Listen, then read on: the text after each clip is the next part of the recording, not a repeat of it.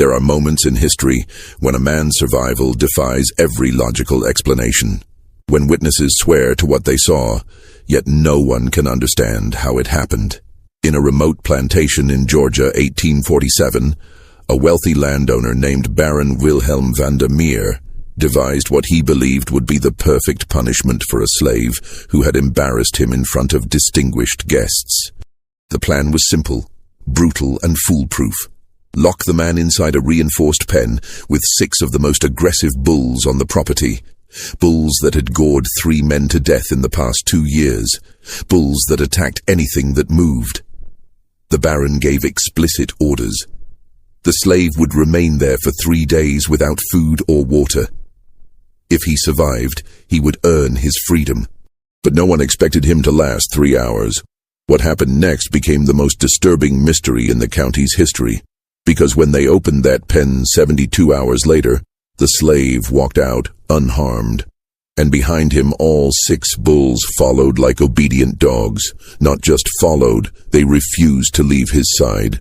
They became docile, almost protective, and within 2 weeks, 14 more bulls from neighboring properties began appearing at the plantation gates, calm and submissive, seeking only one thing, to be near that man. 20 bulls, all following him, all transformed. The Baron never spoke of it again. 3 months later, he was found dead in his study, the door locked from the inside, his face frozen in an expression of absolute terror. And the slave? He vanished the same night, taking nothing with him, except, according to 7 witnesses, a procession of 20 bulls that walked silently behind him into the darkness of the Georgia woods. This is the story of what really happened in that pen, and why, to this day, no one has ever been able to explain it. Before we continue with the story of Tobias and the 20 bulls that followed him into legend, let me take a moment to ask you something. If you're enjoying this deep dive into one of history's most unsettling mysteries, please consider subscribing to the channel. We bring you stories like this every week, tales that blur the line between documented history and inexplicable phenomena. Hit that like button if you want to see more, and don't forget to turn on notifications so you never miss an episode. Now, let's go back to Georgia, 1847, and discover what truly happened on Baron van der Meer's plantation. Georgia in the 1840s was a place where power was measured in land and labor. The plantation system had reached its peak, and men like Baron Wilhelm van der Meer represented the absolute authority of that world. Van der Meer wasn't born in America. He had arrived from the Netherlands in 1829 with a fortune made in the spice trade and a reputation for ruthless business practices that had made him wealthy but despised in European circles. Rumors followed him across the Atlantic. Whispers of exploited workers in Java, of ships that disappeared carrying valuable cargo, of business partners who had mysteriously died just before major deals were finalized. None of it was ever proven, but the pattern was clear enough that respectable Dutch society had quietly closed its doors to him. America, particularly the American South, offered van der Meer something Europe no longer could. A place where questions about a man's past were considered impolite, where wealth spoke louder than reputation, and where the social structure allowed men of means to exercise almost unlimited power over those beneath them. He purchased a sprawling estate near the town of Valdosta in southern Georgia, transforming it into one of the most profitable cotton plantations in the region. The property encompassed nearly 3,000 acres of prime agricultural land, bordered by dense pine forests to the east and the Withlacoochee River to the west. But van der Meer had another obsession beyond cotton: cattle. Specifically, bulls. He had developed this fixation during his years in Spain, where he had witnessed bullfighting and become fascinated by the animal's raw power and aggression. He began importing European breeding stock, particularly aggressive bull breeds used in Spain and Portugal for fighting. He believed these animals represented strength and dominance, qualities he valued above all else. His collection of bulls became legendary in the county, and feared. Workers whispered about the Devil's Herd, bulls so vicious they had killed 3 men who had attempted to handle them. The first death had occurred in 1845. A worker named Henry. who had experience with cattle from his previous plantation, had been tasked with moving one of the bulls to a different pen. The bull, a massive grey beast Vandermeer had named Titan, had seemed calm at first. But the moment Henry entered the pen with a lead rope, Titan charged. The attack was so sudden and violent that the other workers watching couldn't react in time. By the time they managed to distract the bull and pull Henry's body out, he was already dead, his chest crushed, several ribs broken and driven into his lungs. The second death came 6 months later. A young man named Peter, barely 20 years old, had been ordered to feed the bulls. He had approached the pen cautiously, sliding the feed through a gap in the fence as he'd been instructed. But one of the bulls, a black beast with scarred flanks that Vandermeer called Goliath, had somehow managed to force its head through the gap, catching Peter's arm in its jaws. The bull had pulled with such force that Peter was dragged against the fence, his shoulder dislocating, his arm breaking in 3 places. Other workers had rushed to help, but in the chaos Peter had fallen and struck his head against a fence post. He died 2 days later, never regaining consciousness, his arm so badly mangled that the plantation's doctor said even if he had survived, he would have lost the limb. The third death was the most disturbing. A man named Samuel, who had worked with livestock for over 15 years and was considered one of the most experienced handlers on the property, had been tasked with treating an injury on one of the bulls. The animal had gotten a deep cut on its leg, and Vandermeer wanted it treated to prevent infection. Samuel had approached carefully, speaking softly to the bull, moving slowly. He had managed to get close enough to examine the wound. But when he touched the bull's leg, the animal had exploded into violence. It had reared up, its hooves catching Samuel in the chest and head. The other workers had managed to pull Samuel out, but he had died within minutes, his skull fractured, blood pouring from his ears and nose. After Samuel's death, Vandermeer had the pen reinforced with additional iron bars and thicker posts. He also decreed that no worker was to enter the pen under any circumstances. The bulls would be fed from outside through specially designed chutes. Water would be provided through troughs that could be filled from a safe distance. The bulls would live in that pen, isolated and dangerous, a testament to Vandermeer's wealth and his ability to maintain something that served no practical purpose beyond demonstrating his power. The plantation itself was a world unto itself. Over 200 people lived and worked there, most of them enslaved, their lives controlled entirely by Vandermeer's whims. The main house was a grand structure built in the Greek Revival style that was popular among wealthy Southerners of the era. White columns, wide verandas, tall windows designed to catch any breeze during the brutal summer months. The house sat on a slight rise, positioned so that Vandermeer could look out from his second-floor study and see the entire plantation spread before him. The cotton fields stretching toward the horizon, the worker quarters arranged in neat rows, the barns and storage buildings, and far to the east, the bullpen, a dark square against the tree line. Vandermeer ruled with calculated cruelty. He was not a man who beat his slaves himself. He considered such behavior beneath his dignity, the mark of someone who had lost control. Instead, he employed an overseer named Dalton, a lean, hard man from South Carolina who had a reputation for efficiency and brutality. Dalton handled the physical enforcement of discipline, while Vandermeer orchestrated the psychological control. He believed in making examples, in creating situations where people would humiliate themselves or each other, in fostering an environment of fear and uncertainty where no one could ever feel secure. He would, for instance, announce that he was considering granting freedom to one of the enslaved workers, then spend weeks having different people audition for the privilege, performing tasks or answering questions, building hope, only to ultimately declare that none of them had proven worthy. Or he would pit workers against each other, promising rewards to whoever produced the most cotton in a week, then finding reasons to disqualify the winner and give the reward to someone else entirely. These games served no purpose beyond his own amusement and the maintenance of absolute control. His wife, Margaret, was a quiet woman who had come from a respectable Dutch family that had fallen on hard times. She had married Vandermeer more out of necessity than affection. Her family needed the financial security he could provide, and he wanted the social legitimacy that came with marrying into an old European family. She spent most of her time in the main house, managing the household staff, reading and writing letters to family members back in the Netherlands. She rarely spoke about her husband's business practices, and when she did, it was always in the most general, diplomatic terms.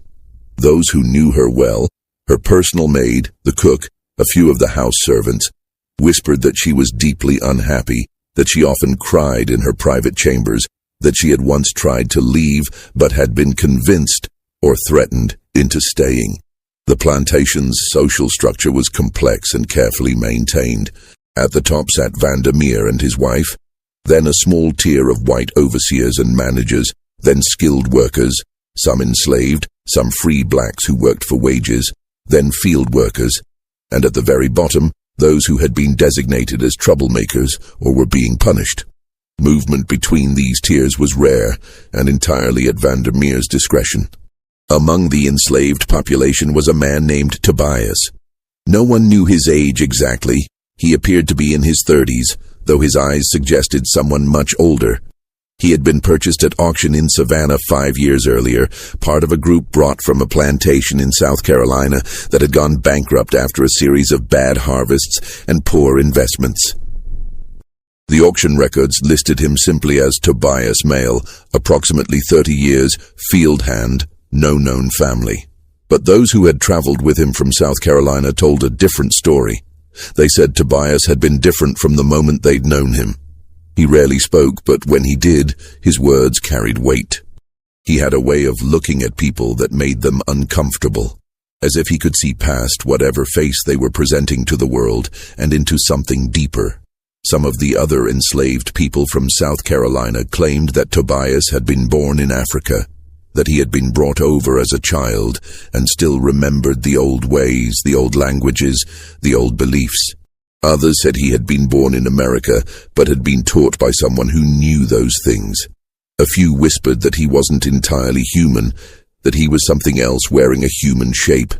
But these whispers were always quickly silenced.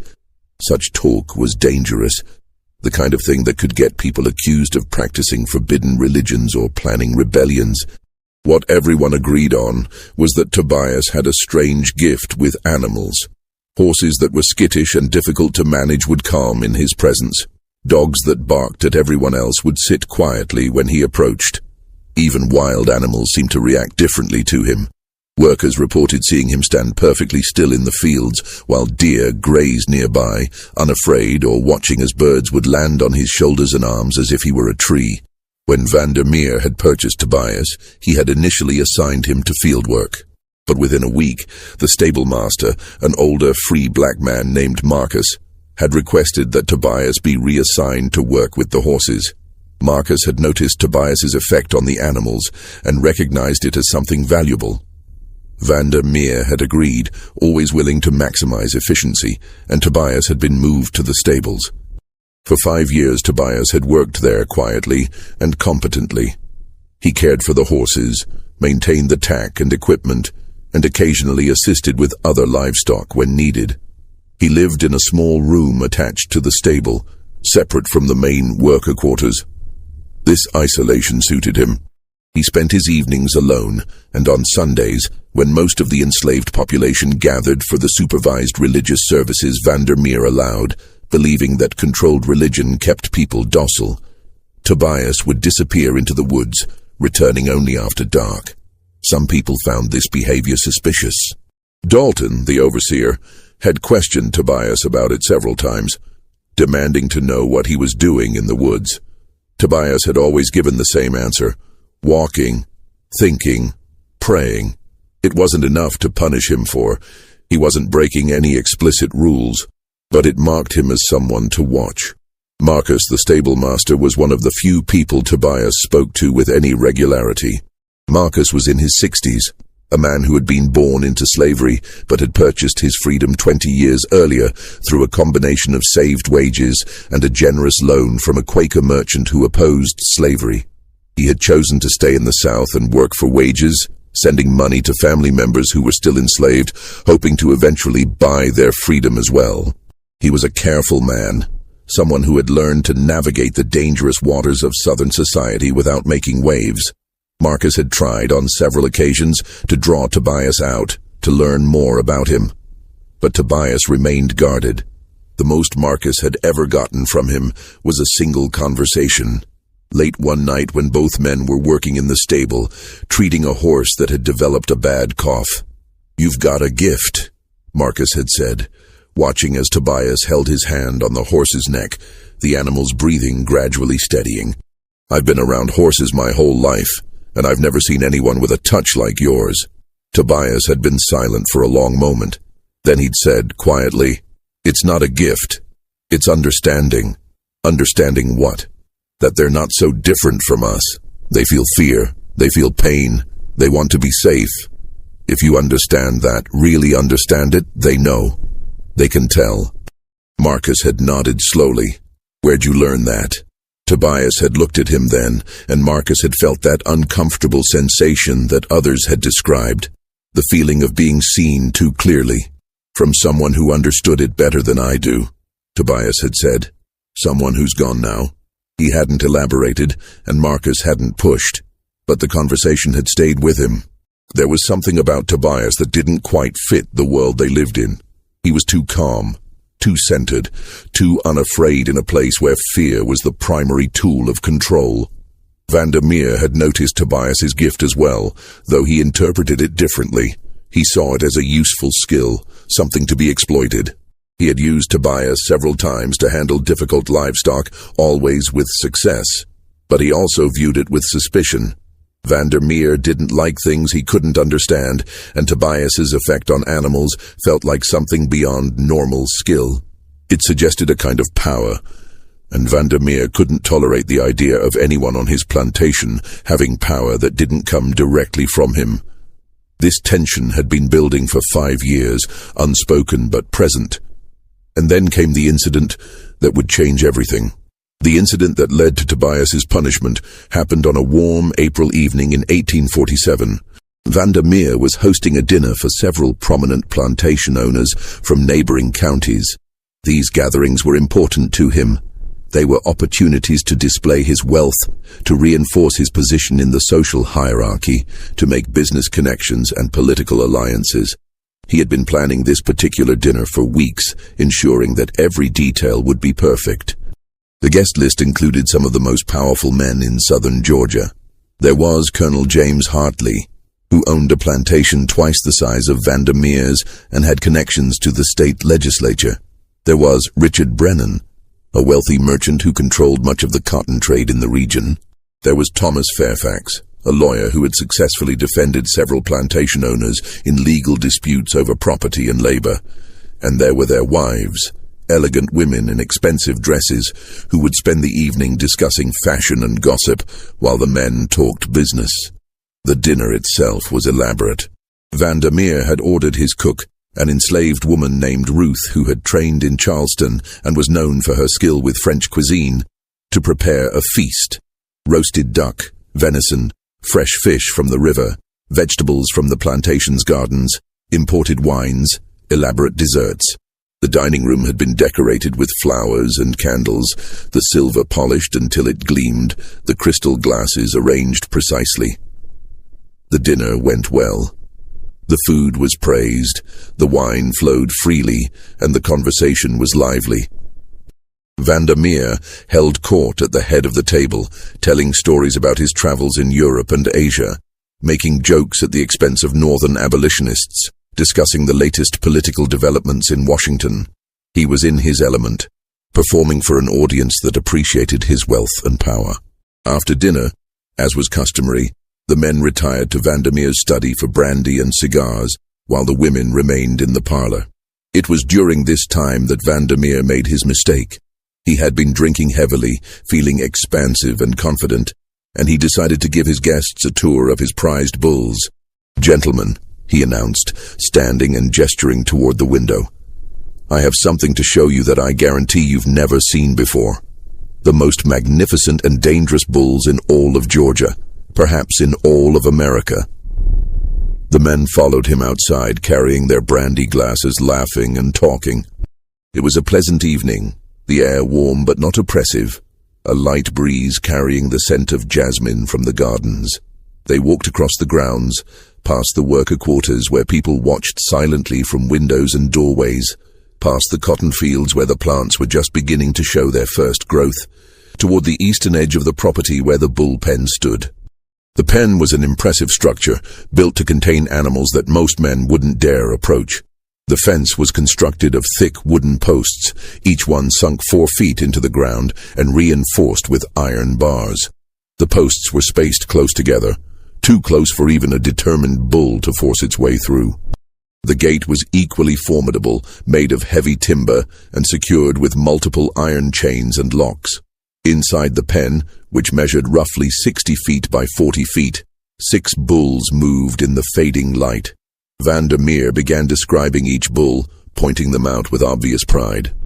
That one there, the gray beast, that's Titan, imported from Spain, killed a man in 1845. Crushed his chest like it was made of paper, and that black one, the one with the scars, that's Goliath, Portuguese stock, responsible for 2 deaths. The others are equally dangerous. I keep them here as a reminder of what true power looks like. Strength without mercy, dominance without question. The guests murmured appreciatively, though several of them looked uneasy. These were men who understood violence and power, but there was something unsettling about keeping animals this dangerous for no practical purpose beyond display. As Vandermeer continued his presentation, Goliath began to show signs of agitation. The massive black bull started pawing at the ground, snorting, tossing its head. Then it charged at the fence, slamming into it with tremendous force. The impact was so violent that the entire fence shook, and several of the guests stepped back instinctively. Vandermeer laughed, clearly pleased by their reaction. "Don't worry, gentlemen. The fence is solid. These beasts can throw themselves against it all day and they won't break through. I had it built specifically to contain them." Goliath charged again, and this time the other bulls joined in, all of them rushing at the fence, bellowing with rage.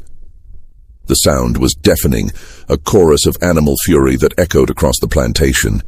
The guests were no longer smiling. Even Vandermeer looked slightly concerned, though he tried to hide it. "They're more agitated than usual," he said, raising his voice to be heard over the noise. "Perhaps they sense the presence of so many people." And then, as if on cue, Tobias appeared.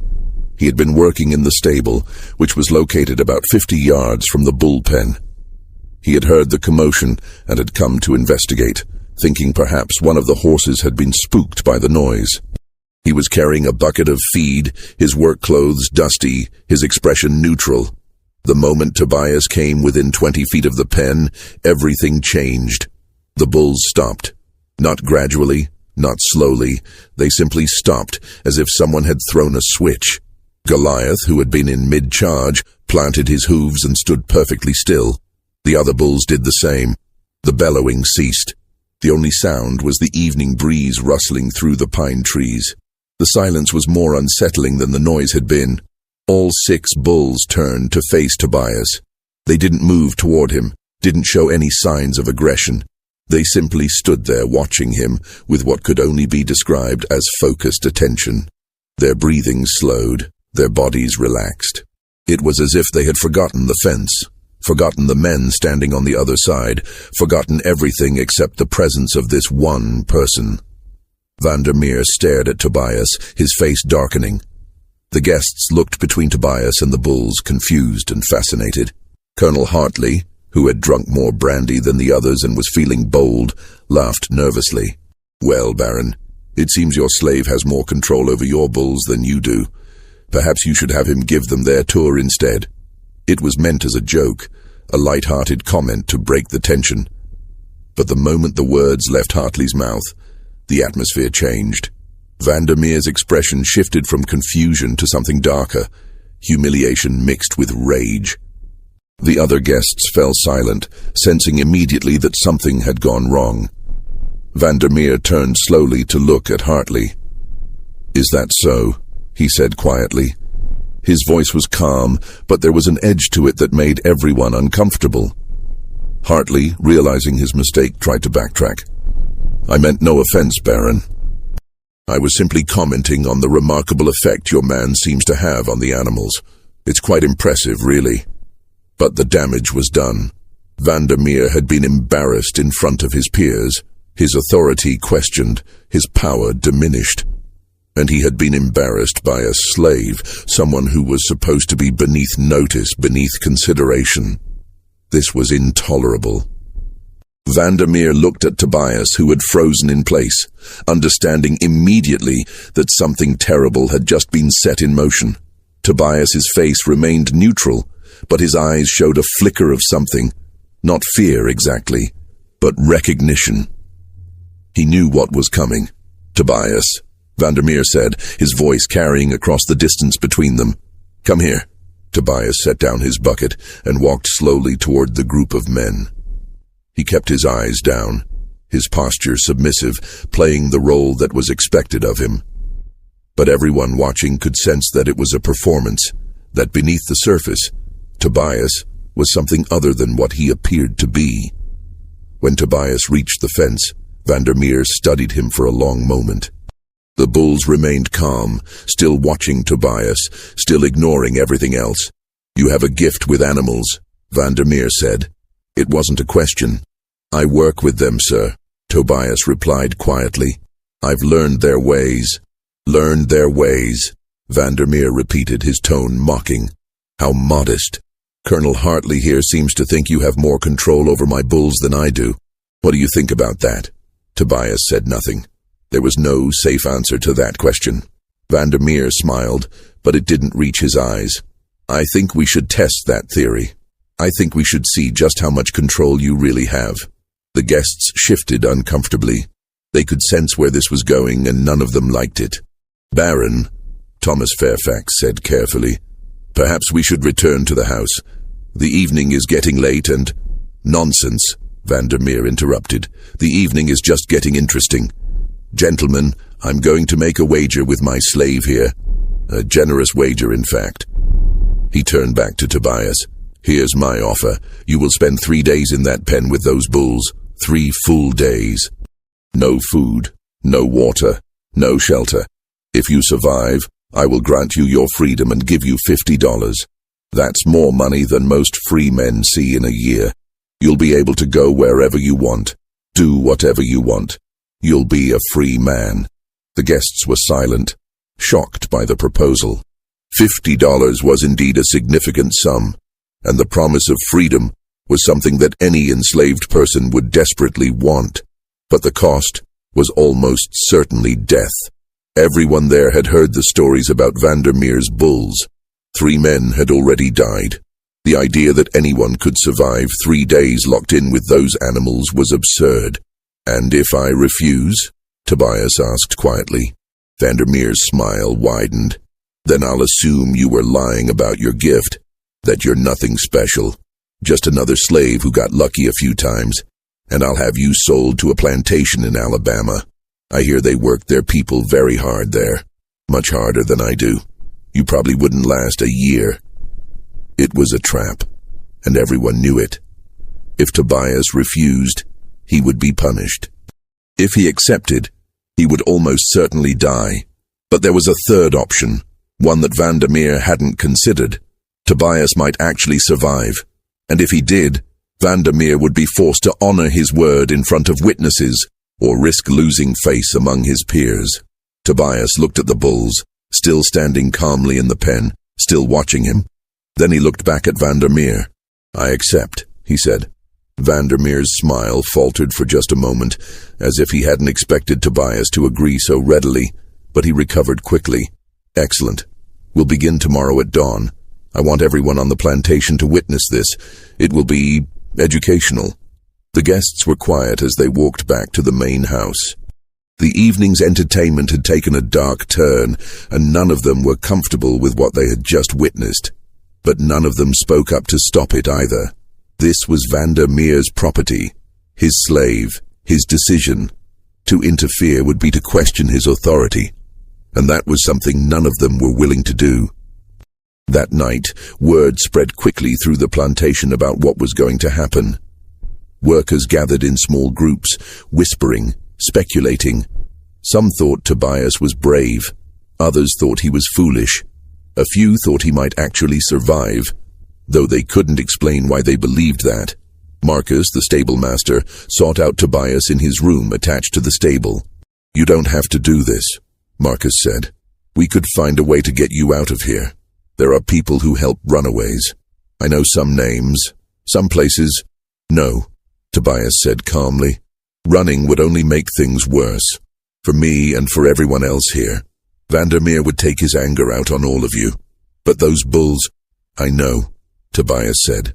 "I've known since the moment I arrived here that something like this would happen eventually. Men like Vandermeer, they can't tolerate what they don't understand, and they especially can't tolerate it when it makes them look weak." Marcus sat down heavily on a wooden crate. "So you're just going to walk into that pen and die?" Tobias looked at him, and Marcus saw something in his eyes that he couldn't quite identify. Not fear, not resignation, but something else, something that looked almost like certainty. "I'm going to walk into that pen," Tobias said quietly. "What happens after that? We'll see." The next morning arrived with a grey dawn, clouds obscuring the sun, the air heavy with the promise of rain. Vandermeer had ordered the entire plantation to gather near the bullpen. This was to be a public event, a demonstration of his power, and a warning to anyone who might think about challenging his authority. Over 200 people assembled in a loose semicircle around the pen. The enslaved workers stood in groups, their faces carefully neutral, knowing that any visible emotion could be interpreted as sympathy for Tobias and result in punishment. The overseers and managers stood closer to the pen, armed with rifles and whips, ready to intervene if the bulls somehow managed to break through the fence. Vandermeer's house servant stood near the main house, watching from a distance. Even Margaret had come out, standing on the veranda with her personal maid, her face pale. Vandermeer himself stood directly in front of the pen's gate, dressed in his finest clothes as if this were a formal occasion. Beside him stood Dalton, holding the keys to the gate's locks. Several of the guests from the previous night had stayed over, and they stood nearby, looking uncomfortable but unwilling to leave. To depart now would be to insult Vandermeer, and none of them could afford that. Tobias was brought forward by two overseers. He was wearing the same simple work clothes he'd had on the night before. Canvas pants, a rough cotton shirt, worn boots. His hands were unbound. He looked at the pen, at the bulls moving restlessly inside, then at Vandermeer. 3 days, Vandermeer announced loudly, his voice carrying across the assembled crowd. 72 hours. If you survive, you walk free with $50 in your pocket. If you die, he shrugged. Well, you should have been more careful around my bulls. A few of the overseers laughed, but the sound was forced, uncomfortable. Most of the crowd remained silent.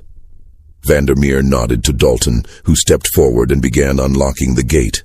The chains rattled as they were removed, the sound loud in the morning quiet. The gate swung open with a creak of hinges. "In you go," Vandermeer said. Tobias walked forward without hesitation. He stepped through the gate and into the pen, his movements calm and deliberate. The moment he was inside, Dalton swung the gate shut and locked it, the chains rattling back into place. For the first few minutes, nothing happened. The bulls, which had been moving around the pen, stopped and turned to look at Tobias. He stood near the center of the enclosure, not moving, barely breathing. His eyes were closed, his hands hanging loosely at his sides. He looked like a man in prayer, or in meditation, completely still. The crowd watched in tense silence. Some people were holding their breath. Others were whispering prayers. A few of the children who had been brought to witness this were crying, being shushed by their parents. Then Goliath, the massive black bull that had killed 2 men, began to move. It lowered its head, pawing at the ground, its muscles tensing. Everyone watching recognized the signs. The bull was preparing to charge. Several people in the crowd gasped. One woman screamed. Vandermeer leaned forward, his eyes fixed on Tobias, a slight smile on his face. Goliath charged. The bull rushed forward with terrifying speed, its hooves thundering against the packed earth, its head lowered, its horns aimed directly at Tobias. It covered the distance in seconds, and for a moment it seemed certain that Tobias would be gored, trampled, killed instantly. But then, just as Goliath was about to make contact, Tobias opened his eyes. He raised one hand, palm out, and made a sound. Not quite a word, not quite a song, something in between. It was low and resonant, seeming to come from deep in his chest, and it carried across the pen with strange clarity. Goliath stopped. The bull's momentum should have carried it forward. It should have been physically impossible for an animal that size, moving that fast, to stop so suddenly. But Goliath planted its hooves and stood perfectly still, 3 feet away from Tobias, breathing heavily, staring at him with dark, liquid eyes. The crowd erupted in shocked murmurs. Vandermeer's smile disappeared. He took a step closer to the fence, his hands gripping the iron bars. The other 5 bulls approached slowly, forming a loose circle around Tobias and Goliath. They didn't charge. They didn't threaten. They simply moved closer, their heads lowered, their eyes fixed on Tobias. Tobias stood there for a long moment, his hand still raised, that strange sound still emanating from him. Then, slowly, he lowered his hand and took a single step toward Goliath. The bull didn't move. Tobias took another step and another until he was standing directly in front of the massive animal. He reached out and placed his hand on Goliath's forehead, right between the bull's eyes. The effect was immediate and profound. Goliath's entire body seemed to relax. The tension drained from its muscles, its breathing slowed and deepened. The bull closed its eyes, leaning slightly into Tobias's touch, like a dog being petted by its owner. The other bulls moved closer, surrounding Tobias in a tight circle. But there was no aggression in their movements. They were calm, almost gentle, their massive bodies moving with careful precision to avoid bumping into each other or into Tobias. Vandermeer stared at the scene, his face pale, his jaw clenched. This wasn't what he had expected. This wasn't what was supposed to happen. The bulls were supposed to kill Tobias within hours, if not minutes. Instead, they were acting like pets, like domesticated animals that had known Tobias their entire lives. "Give it time," Vandermeer muttered, more to himself than to anyone else. "They'll turn on him when he sleeps, when he shows weakness. They'll kill him then." But as the hours passed, it became clear that wasn't going to happen. Tobias remained in the center of the pen, sometimes standing, sometimes sitting cross-legged on the ground, sometimes walking slowly in small circles. The bulls stayed near him, maintaining a respectful distance of a few feet, but never leaving. They didn't show any signs of aggression. They didn't charge the fence. They didn't fight with each other. They simply existed in that space with Tobias, calm and focused. By midday, most of the crowd had dispersed, returning to their work. Vandermeer had ordered that someone must watch the pen at all times, and workers took turns standing guard, reporting back on what they observed. But there was little to report. Tobias and the bulls remained in their strange tableau, hour after hour, as the sun moved across the sky.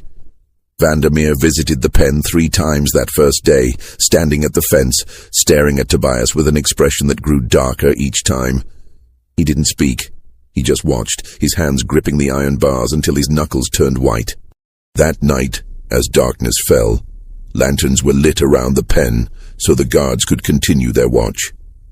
Tobias finally sat down, settling himself in the center of the pen with his back straight and his legs crossed. The bulls, one by one, lay down around him in a circle, their massive bodies forming a protective barrier between Tobias and the fence. They arranged themselves with their heads facing outward, like guards on watch. The workers who witnessed this reported it to Vandermeer, who came out to see for himself. He stood at the fence for over an hour, watching as Tobias sat motionless in the center of that circle of bulls, his eyes closed, his breathing slow and steady. The bulls didn't sleep, or if they did, it was in shifts, because there were always at least 2 or 3 of them with their eyes open, watching the darkness beyond the fence. Vandermeer finally turned and walked back to the main house without saying a word. but those who saw his face said he looked like a man who had seen something that shattered his understanding of the world. The second day began with rain. Not a heavy downpour, but a steady drizzle that turned the ground inside the pen to mud and made everything gray and miserable. The workers who came to watch expected to see Tobias suffering, cold, wet, exhausted from a night without sleep. But when they arrived at the pen, they found something else entirely. Tobias was standing in the center of the pen, his face turned up toward the sky, his arms spread slightly as if welcoming the rain. The bulls stood around him in their protective circle, their bodies blocking most of the wind, creating a kind of shelter. And Tobias looked peaceful, not suffering, not struggling, but peaceful, as if the rain and the cold and the lack of food and water were irrelevant to him. One of the workers, a young woman named Sarah, who worked in the main house, later told others that watching Tobias in that moment had made her cry, though she couldn't explain why. He looked free, she said. Even locked in that pen, even surrounded by those bulls, he looked more free than any of us have ever been. As the morning progressed, something strange began to happen. The bulls started moving in patterns, not random movements, but deliberate, coordinated patterns. They would walk in a slow circle around Tobias, all moving in the same direction, their steps synchronized. Then they would stop, stand still for several minutes, and begin again. It looked almost like a dance, or a ritual. The workers watching were disturbed by this. It was too organized, too purposeful. Bulls weren't supposed to behave this way. They were supposed to be aggressive, unpredictable, dangerous. But these bulls were moving with the precision of trained performers, and the only explanation anyone could offer was that Tobias was somehow directing them. But he wasn't giving any visible signals. He wasn't speaking or gesturing. He was just standing there, and the bulls were responding to something no one else could see or hear. Vandermeer came to the pen around noon, accompanied by Dalton and 2 other overseers. He looked like he hadn't slept. His clothes were rumpled, his hair uncombed, his eyes bloodshot. He stood at the fence staring at Tobias and the bulls, his expression a mixture of rage and something else. Fear, perhaps, or confusion. "How is this possible?" he muttered. "How is he doing this?" Dalton, standing beside him, shook his head. "I don't know, sir. I've never seen anything like it. Those bulls, they're not acting natural. It's like they're under some kind of spell." Vandermeer turned sharply to look at him. "Spell? Are you suggesting witchcraft?" Dalton looked uncomfortable. "I'm not suggesting anything, sir. I'm just saying it's not natural. Bulls don't behave this way. Not without training. And even then..." Vandermeer turned back to the pen. "There has to be an explanation, a rational explanation. He's using some technique, some method of controlling them. Maybe sounds we can't hear, or movements we're not noticing. There has to be something." But as the day wore on, no one could identify what that something might be. Tobias continued his strange vigil, and the bulls continued their strange behavior, and everyone who watched felt increasingly unsettled. That afternoon, something even more disturbing occurred. One of the bulls, the brown one with scarred flanks that Vandermeer had named Brutus, approached Tobias and lowered its head until its forehead was touching Tobias's chest. Tobias placed both hands on the bull's head and stood that way for nearly an hour, completely motionless.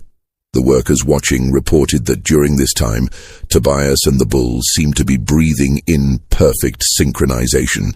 Inhale together, exhale together, over and over, their chests rising and falling in identical rhythm. And more than that, the other bulls had stopped moving entirely. They stood frozen in place like statues, their eyes fixed on Tobias and Brutus, as if witnessing something sacred. When the hour was up, Tobias removed his hands from the bull's head. Brutus stepped back, shook its head once, and then returned to the circle. The other bulls resumed their slow, patterned movements, and Tobias sat down in the mud, cross-legged, his eyes closed, rain still falling on his upturned face. By the evening of the second day, word of what was happening had spread beyond the plantation. People from neighboring properties began arriving, asking permission to witness the spectacle. Vandermeer, who would normally have welcomed the attention, instead ordered the gates closed and guards posted to keep people out. He didn't want witnesses. He didn't want this story spreading any further than it already had. But stories have a way of spreading regardless of what anyone wants. Workers from Vandermeer's plantation had family and friends on other plantations, and they talked. Merchants and traders who passed through heard the rumors and carried them to the next town. Within days, the story of the slave who had survived 2 days locked in a pen with 6 killer bulls was being told in taverns and churches and general stores throughout southern Georgia. Some versions of the story painted Tobias as a saint, blessed by God with the power to tame wild beasts. Other versions portrayed him as something darker, a practitioner of African magic, someone who had made deals with spirits or demons. A few people claimed he was a prophet, sent to deliver a message about the evils of slavery. Others insisted he was simply a skilled animal handler who had gotten lucky, but everyone agreed on the core facts. Tobias was alive, the bulls were calm, and something inexplicable was happening in that pen. On the evening of the second day, Vandermeer locked himself in his study and began drinking heavily. His wife, Margaret, tried to speak with him, but he ordered her away. The house servants reported hearing him talking to himself, his voice rising and falling, sometimes angry, sometimes pleading, as if he were having an argument with someone who wasn't there. Around midnight, one of the house servants, a young man named Daniel, who was tasked with keeping the fires lit throughout the house, passed by Vandermeer's study and heard him shouting. Daniel paused, listening, and later reported what he had heard to others. He was saying, it's not possible, over and over, Daniel said. And then he said something about the bulls being his, about how he owned them, how he controlled them. And then he said, he's taking them from me. He's taking everything from me. And he sounded scared. I've never heard the Baron sound scared before. The third day dawned clear and bright, the rain having passed during the night. The ground inside the pen was still muddy, and Tobias was covered in it. His clothes, his skin, his hair. But he didn't look weakened. If anything, he looked stronger. His eyes were clear and focused. His movements, when he stood and stretched, were fluid and controlled. He looked like a man who had just woken from a restful sleep, not someone who had spent 2 days without food or water, exposed to the elements, surrounded by dangerous animals. The bulls, too, seemed energized. They moved with purpose, their earlier lethargy replaced by a kind of vibrant alertness. They continued their patterned movements, their synchronized walking. But now there was something almost joyful about it, as if they were celebrating something. Vandermeer arrived at the pen just after dawn, accompanied by nearly a dozen overseers and armed workers. He looked terrible. His face gaunt, his eyes hollow, his hands shaking slightly. He had clearly not slept. He stood at the fence staring at Tobias, and for a long moment neither man spoke. Then Vandermeer said, his voice hoarse, "How are you doing this?" Tobias looked at him calmly. "I'm not doing anything. I'm just here." "That's not an answer," Vandermeer snapped. "Those bulls should have killed you. They've killed 3 men. They're dangerous, unpredictable, violent. But they're treating you like they trust me," Tobias suggested quietly. Vandermeer's face twisted with rage. "You're using some trick, some technique. Tell me what it is." Tobias was silent for a moment. Then he said, "There's no trick. I just understand them. And they understand me. That's impossible." "Is it?" Tobias asked. "Or is it just something you've never bothered to learn?" The comment hit Vandermeer like a physical blow. His face went pale, then flushed red with anger. "You dare speak to me that way? You're a slave, you're property, you're nothing." Tobias met his gaze steadily. "If I'm nothing, then why are you so afraid of what's happening here?" Vandermeer opened his mouth to respond, but no words came out. He stood there, trembling with rage and something else, that fear that had been growing in him since this whole ordeal began. Finally, he turned and walked away without another word, leaving the overseers standing awkwardly by the fence. As the morning progressed, something unprecedented began to happen. Workers on the eastern edge of the plantation, near the boundary with the neighboring property, reported hearing strange sounds. The bellowing of bulls, but not aggressive or distressed. It sounded almost like calling, like the bulls were communicating with each other across distances. By midday, the reports had become more specific. Bulls from the neighboring plantation, owned by a man named Hutchinson, had broken through their fence and were moving toward Vandermeer's property. Not running, not stampeding, walking with purpose, as if drawn by something they couldn't resist. Hutchinson himself arrived at Vandermeer's gates around 2 in the afternoon, furious and confused. "Your man has done something to my bulls," he shouted at the guards. "They broke through a reinforced fence and they're heading this way. I want to know what the hell is going on." Word was sent to Vandermeer, who came to the gates looking even worse than he had that morning. When Hutchinson explained what had happened, Vandermeer's face went white. "How many bulls?" he asked. 5, Hutchinson said. 5 of my best breeding stock. They just left, walked right through the fence like it wasn't there. And they're heading toward your property, toward that pen where you've got your slave locked up. What did he do to them?" Vandermeer had no answer. He ordered his overseers to try to intercept the bulls, to drive them back to Hutchinson's property. But when the overseers found the bulls, 5 massive animals walking in a loose group through the pine forest, they couldn't turn them. The bulls ignored the overseers' shouts and whips. They simply kept walking, their eyes fixed on something in the distance, something only they could see. By late afternoon, the 5 bulls had reached Vandermeer's plantation and were standing at the gates, calm and patient, waiting. Workers tried to approach them, to lead them away, but the bulls wouldn't move. They just stood there, their attention focused on the distant bullpen where Tobias remained. And they weren't alone. Throughout the afternoon and evening, more bulls arrived. 3 from a plantation to the south, owned by a man named Crawford. 4 from a property to the west, belonging to a widow named Mrs. Pembroke. 2 from a small farm to the north. They came from different directions, different properties, but they all ended up in the same place, standing outside Vandermeer's gates, waiting. By nightfall, 14 bulls from neighboring properties had gathered. They stood in a loose group, not fighting with each other, not showing any aggression, just waiting, and every single one of them was facing the same direction, toward the pen where Tobias sat, surrounded by Vandermeer's original 6 bulls. The plantation owners whose bulls had disappeared were furious. They came to Vandermeer's property demanding explanations, demanding compensation, demanding that he do something to return their animals. But Vandermeer had no explanations to offer. He stood on his veranda, staring at the gathered bulls, his face a mask of confusion and fear. "I don't know," he kept saying. "I don't know how this is happening." The other plantation owners didn't believe him. They accused him of using some kind of bait, some technique to lure their bulls away. Arguments broke out. Threats were made. The social structure that had seemed so solid just days before was fracturing, and at the center of it all was one man sitting in a pen with 6 bulls, doing nothing but existing. That night, Vandermeer didn't sleep at all. He paced his study, drinking brandy, staring out the window toward the distant pen.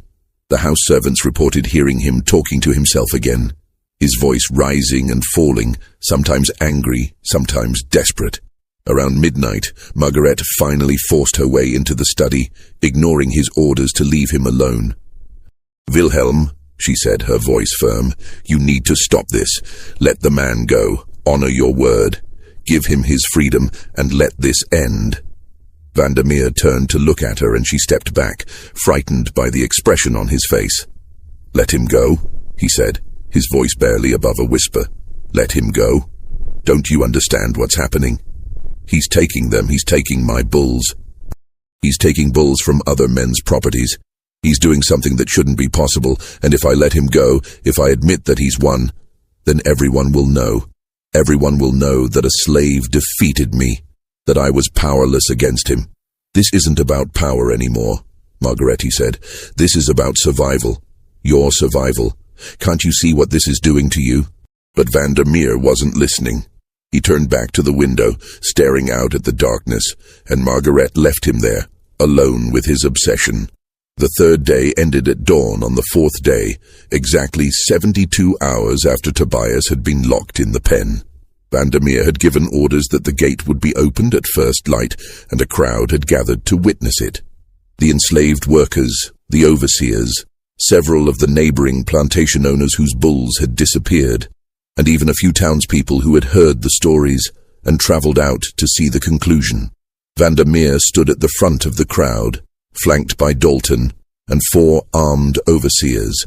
He had ordered them to be ready for anything. If the bulls charged when the gate opened, they were to shoot. If Tobias tried to escape, they were to stop him. Vandermeer's face was pale and drawn, his eyes red-rimmed from lack of sleep, his hands trembling slightly. As the sun rose, painting the sky in shades of pink and gold, Dalton stepped forward and began unlocking the gate.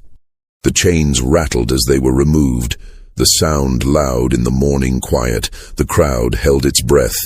The gate swung open. For a moment, nothing happened. Then Tobias stood slowly, brushing mud from his clothes. The 6 bulls rose with him, moving in perfect synchronization, their massive bodies unfolding with surprising grace. Tobias looked at the open gate, then at the bulls, then at the crowd of people watching him. He walked toward the gate, his movements calm and deliberate. The bulls followed, not aggressively, not frantically. They simply walked behind him, their heads lowered, their eyes focused on his back. They moved through the gate in single file, Goliath first, then the others, and they arranged themselves in a loose semicircle behind Tobias. The crowd stepped back instinctively, creating a wide path. No one spoke. No one moved. They just watched as Tobias walked out of the pen and into the morning light, 6 massive bulls following him like obedient dogs. Tobias stopped a few feet from Vandermeer. The 2 men looked at each other, and for a long moment neither spoke. Tobias's expression was unreadable. Not angry, not triumphant, not afraid. Just knowing. As if he understood something Vandermeer never would. Something fundamental about the nature of power and control, and what it meant to truly connect with another living being. Vandermeer broke eye contact first, turning his head away sharply. "Get him off my property," he muttered to Dalton. "Now." But before anyone could move, a sound rose from the direction of the gates, a deep, resonant bellowing. The 14 bulls that had gathered from neighboring properties were calling out, their voices echoing across the plantation. And then, they began to move. They walked through the open gates, past the confused guards, past the gathered crowd, heading straight toward Tobias. When they reached him, they stopped, forming a larger circle around him and the original 6 bulls. 20 bulls in total, all standing calmly, all focused on one man. The crowd erupted in shocked murmurs and gasps. The neighboring plantation owners, who had come to reclaim their bulls, stared in disbelief. This was impossible. Bulls didn't behave this way. They didn't form groups like this, didn't follow a person like this, didn't show this kind of coordinated behavior. Vandermeer took a step back, his face white. "Stop him," he said weakly. "Don't let him leave with those animals. They're not his. They belong to me, to Hutchinson, to Crawford, to—" "They belong to themselves," Tobias said quietly, speaking for the first time since leaving the pen. His voice was calm but carried clearly across the crowd. "They always have. You just never understood that." Vandermeer's face twisted with rage. "You're a slave. You own nothing. You are nothing. Those bulls are property just like you." Tobias looked at him with something that might have been pity. "I was property," he said. "You promised me my freedom if I survived 3 days. I survived. So now I'm free.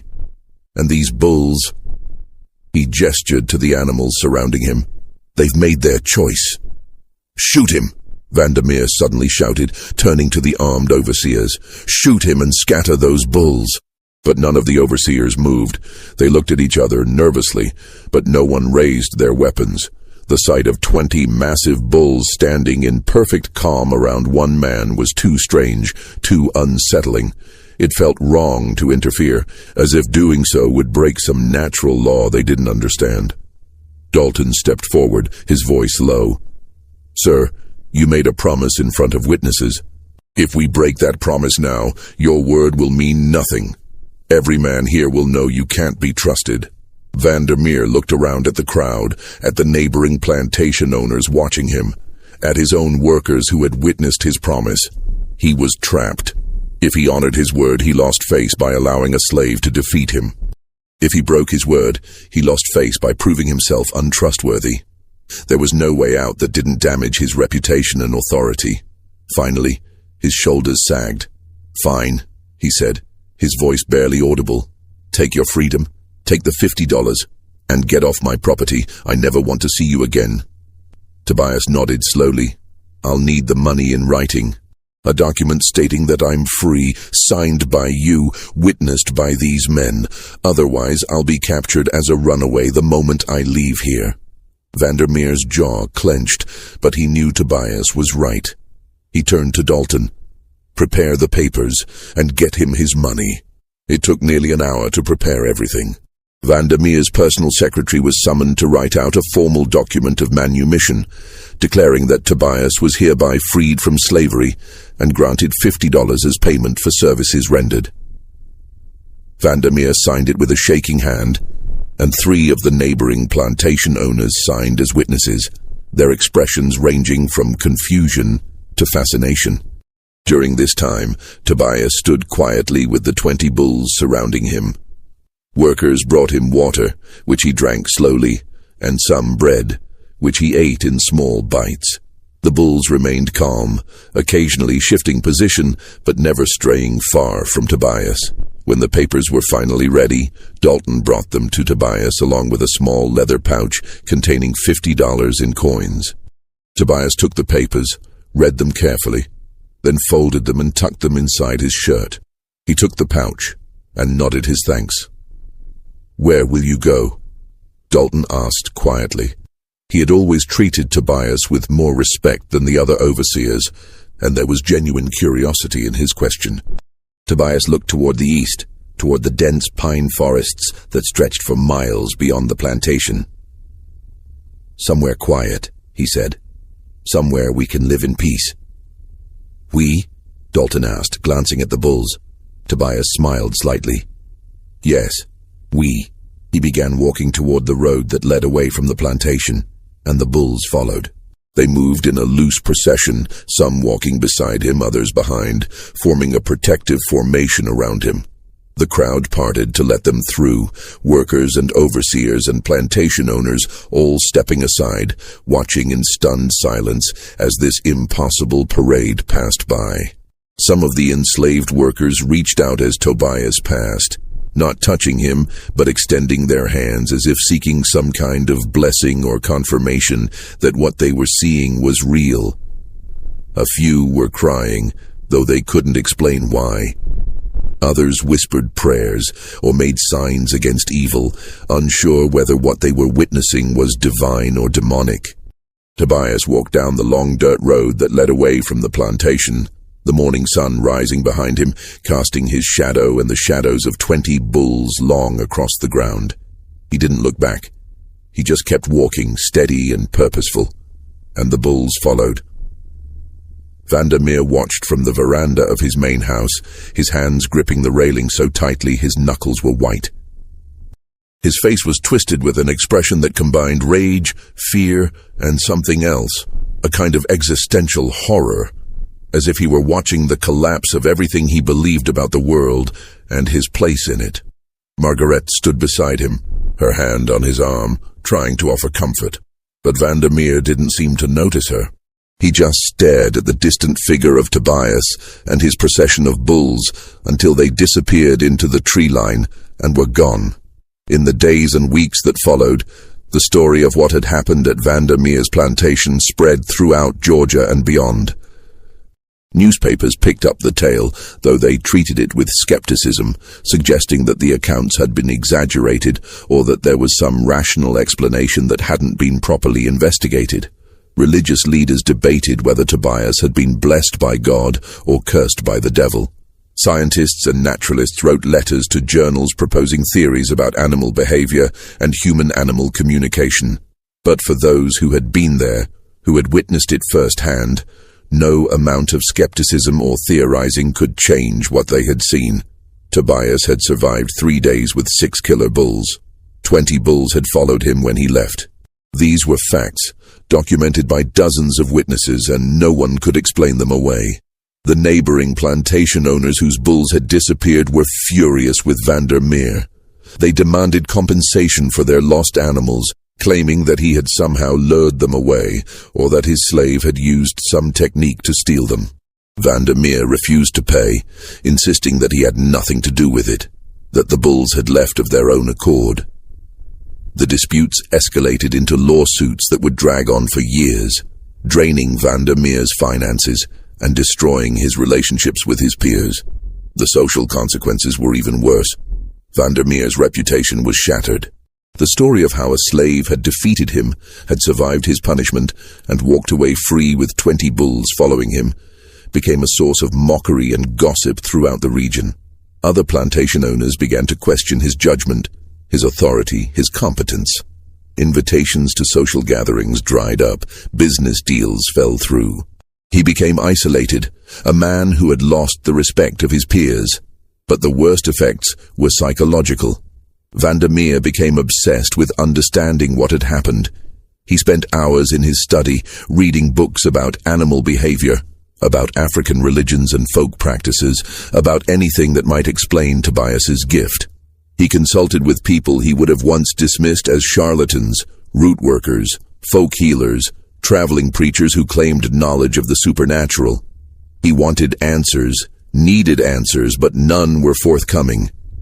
His behavior grew increasingly erratic. Workers reported seeing him walking the grounds at night, carrying a lantern, muttering to himself. He would stand by the empty bullpen for hours, staring at the ground where Tobias had sat, as if searching for some clue written in the mud. He stopped sleeping regularly, stopped eating properly, stopped maintaining the careful facade of control that had defined his public persona. Margaret tried to help him, tried to convince him to let it go, to move on. But Vandermeer couldn't. He had built his entire identity around the idea of control over his property, his workers, his animals, his world, and Tobias had shattered that illusion completely. If one man could do what Tobias had done, if the natural order could be disrupted so easily, then what did that say about Vandermeer's power? What did it say about the entire system he had built his life around? The plantation's productivity declined sharply. Workers whispered that the land itself had turned against Vandermeer, that crops were failing in fields that had always been fertile. Horses became skittish and difficult to manage. Even the dogs seemed nervous, barking at nothing, refusing to enter certain areas of the property. Whether these problems were real or imagined, the result of Vandermeer's declining attention to management or simply bad luck, they contributed to the sense that something fundamental had broken. About 6 weeks after Tobias's departure, a traveling preacher passed through Valdosta and stopped at a tavern, where he told a strange story to anyone who would listen. He claimed that while traveling through the backwoods of southern Georgia, he had encountered a man living in a clearing deep in the forest.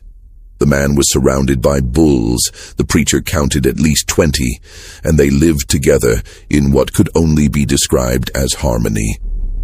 The bulls grazed peacefully, the preacher said, his hands shaking as he recounted the story, and the man moved among them without fear. I tried to approach, to offer Christian guidance, but the man looked at me with eyes that seemed to see through me, and I felt such overwhelming unease that I turned and fled. It wasn't natural. That man, he wasn't right. And those bulls, they watched me like they were guarding him, like they would kill for him if he asked. When Vandermeer heard this story, and he heard it quickly as gossip traveled fast. He became convinced that Tobias was practicing some form of dark art in the woods. He began making plans to find him, to confront him, to somehow undo whatever had been done. He talked about organizing a search party, about offering rewards for information, about forcing Tobias to explain his methods. But these plans never materialized. Vandermeer's mental state continued to deteriorate. He began experiencing what he described as visions, seeing bulls standing outside his windows at night, hearing their breathing, feeling their eyes on him even when he was alone in locked rooms. His wife and servants tried to convince him that these were hallucinations, products of stress and lack of sleep, but Vandermeer insisted they were real. "He's watching me," Vandermeer would say, staring out his study window into the darkness. "Tobias, he's out there with those bulls and he's watching me. He knows what I'm thinking. He knows what I'm planning. He won't let me rest." 3 months after Tobias's departure, on a humid July night, Baron Wilhelm Vandermeer locked himself in his study. He told Margrethe he was not to be disturbed, that he had important business matters to attend to. She had heard this before and knew better than to argue. She retired to her chambers, and the house settled into its usual nighttime quiet. The next morning, when the household staff knocked on the study door to bring breakfast, there was no answer. They knocked again, louder. Still nothing. Dalton was summoned. He tried the door and found it locked from the inside. He called out to Vandermeer. Silence. Growing concerned, Dalton ordered the door broken down. It took 3 men with a heavy beam to finally splinter the lock and force the door open. What they found inside would haunt everyone present for the rest of their lives.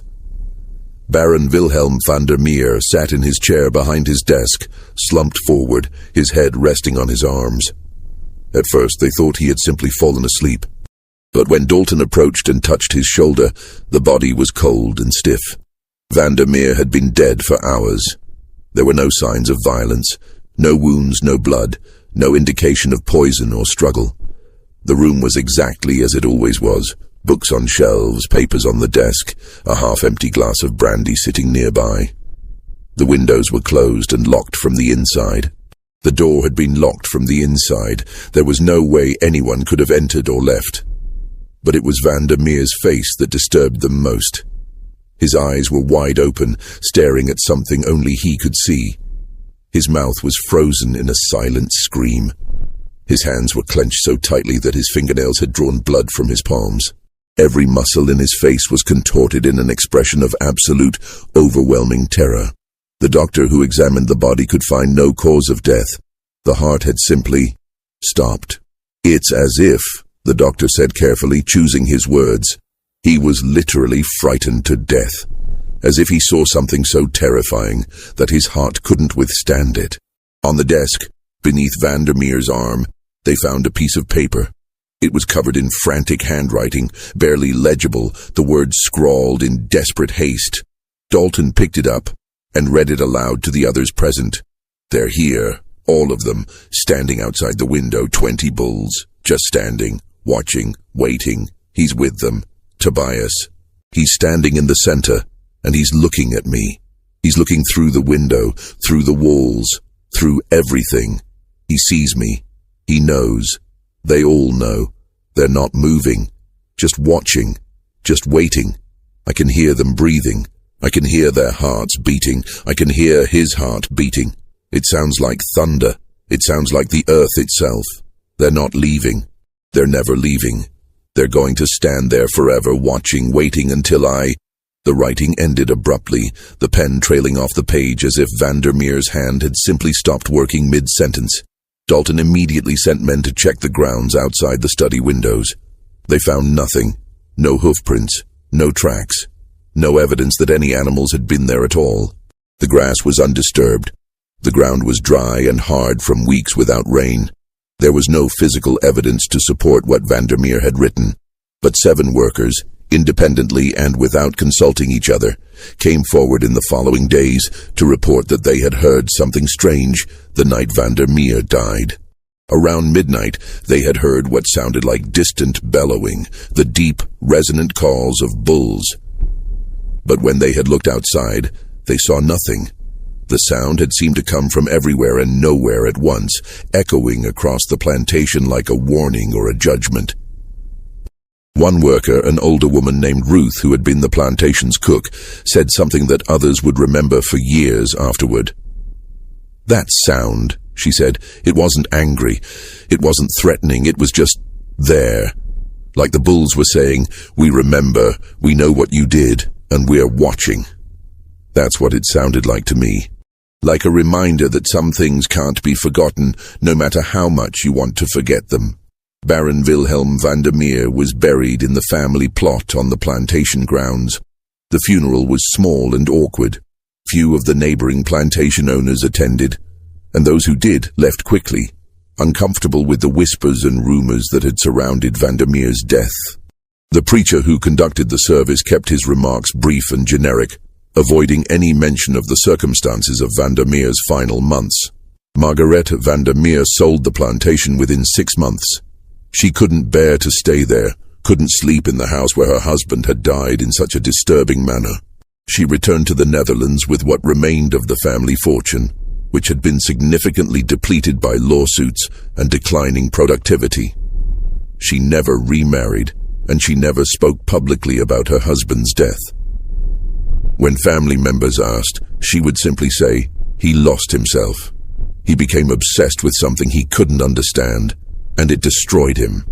The plantation changed hands 3 times over the next decade. Each new owner reported strange difficulties, crop failures, livestock dying mysteriously, workers refusing to stay after dark, an overall sense of unease that pervaded the property. The main house, once so grand and imposing, fell into disrepair. The fields grew wild. The worker quarters were abandoned. Eventually, the property was sold for a fraction of its original value to a timber company, which clear-cut the forests and left the land barren. By the 1870s, all that remained of van der Meer's plantation were a few crumbling foundations and the family plot where the baron was buried. Even that eventually disappeared, overgrown by vegetation, the headstones toppled and broken, the names worn away by weather and time. As for Tobias, he was never seen again, not by anyone who could be considered a reliable witness.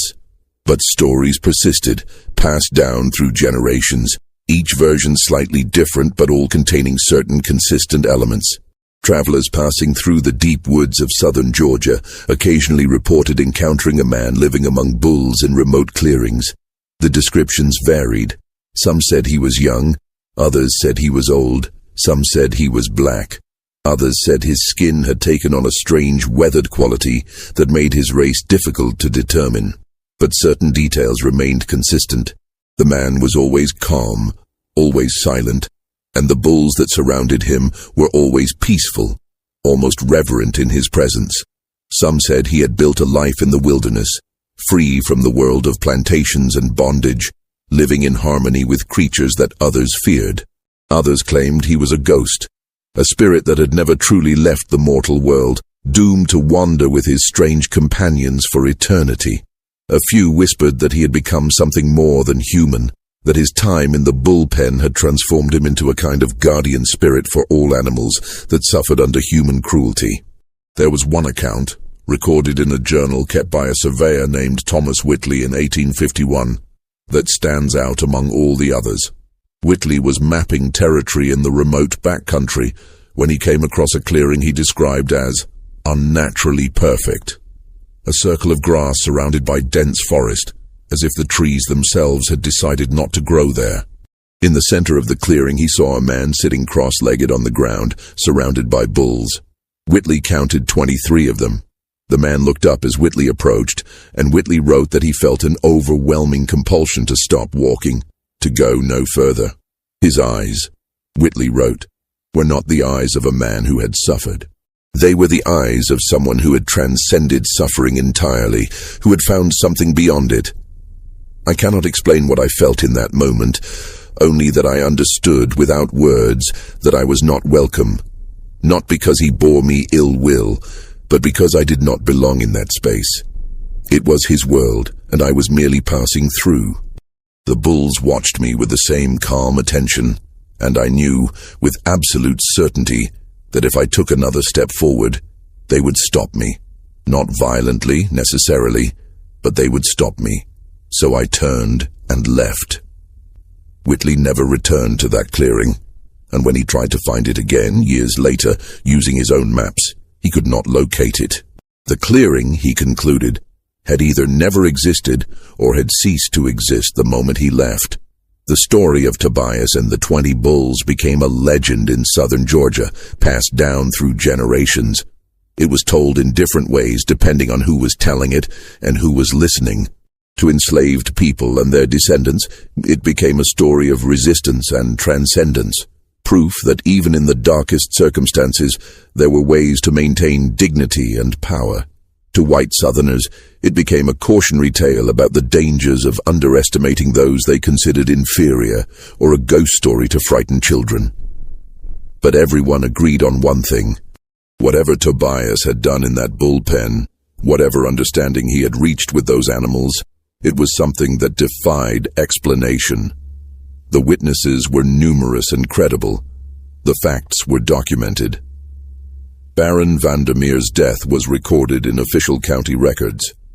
The disappearance of the bulls was confirmed by multiple property owners. These things happened. They were real.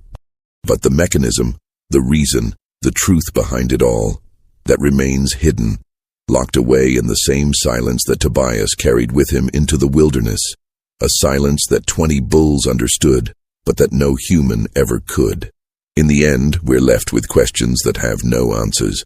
Was Tobias born with a gift, or did he learn something in his years of suffering that others never could? Were the bulls drawn to him by instinct, or by something deeper, a recognition of kinship, of shared understanding between creatures who had both been broken and caged? And what did Baron Vandermeer see in those final moments before his heart stopped? Was it truly Tobias and 20 bulls standing outside his window, or was it something else? Guilt, fear, the weight of his own cruelty manifesting as a vision he could not escape. Was it a hallucination born of stress and obsession, or was it something more? Something that suggested the world is stranger and more connected than we understand. That cruelty and suffering leave marks that can't be erased. That some debts must eventually be paid. We'll never know for certain. The plantation is gone, reclaimed by forest and time. The people who witnessed these events are long dead. And Tobias, wherever he went, took his secrets with him. But sometimes, even now, people traveling through the remote backwoods of southern Georgia report hearing something strange in the night. A sound like distant bellowing, deep and resonant, echoing through the trees. And occasionally, in clearings where no one has built or lived for over a century, they find circles of flattened grass, as if large animals had rested there. But no tracks, no signs of how they arrived or where they went, just empty clearings, and the lingering sense that something inexplicable once happened there, something that changed the rules, if only for a moment, something that reminded us that the world is stranger and deeper than we can ever fully understand, and that perhaps is the real terror. Not monsters or ghosts or supernatural forces, but the possibility that reality itself has cracks in it, places where the normal rules don't apply. Moments when a man can walk into a pen with 6 killer bulls and walk out 3 days later with 20 following him like shadows. Moments when the impossible becomes undeniably, terrifyingly real. Moments that force us to question everything we think we know about power, about control, about the nature of consciousness and connection, and what it means to truly understand another living being. The story of Tobias and the 20 bulls is one of those moments. It happened. The evidence is there. But the explanation, that remains just out of reach, like a word on the tip of your tongue that you can never quite remember. And maybe that's how it should be. Maybe some mysteries aren't meant to be solved. Maybe they're meant to exist as reminders that for all our certainty, for all our science and logic and rational explanations, there are still things in this world that we don't understand.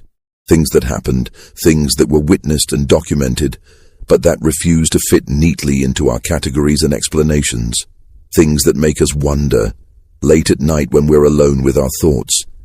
whether the world is really as solid and predictable as we like to believe, or whether there are cracks in the foundation, places where something else can slip through. Something older, something deeper, something that operates by rules we've forgotten or never knew. The story of Tobias is one of those cracks, and it remains open even now, more than a century and a half later. A question without an answer, a mystery without a solution, a reminder that some things once witnessed can never be explained away. What do you think of this story? Do you believe Tobias had a genuine gift, or was there a rational explanation that no one discovered? Could Vandermeer's death have been caused by guilt and fear alone, or was something else at work? Leave your thoughts in the comments below. And if you enjoyed this deep dive into one of history's most unsettling mysteries, please subscribe to the channel and hit that notification bell so you never miss another story. Until next time, remember, the past is full of mysteries, and some of them refuse to stay buried.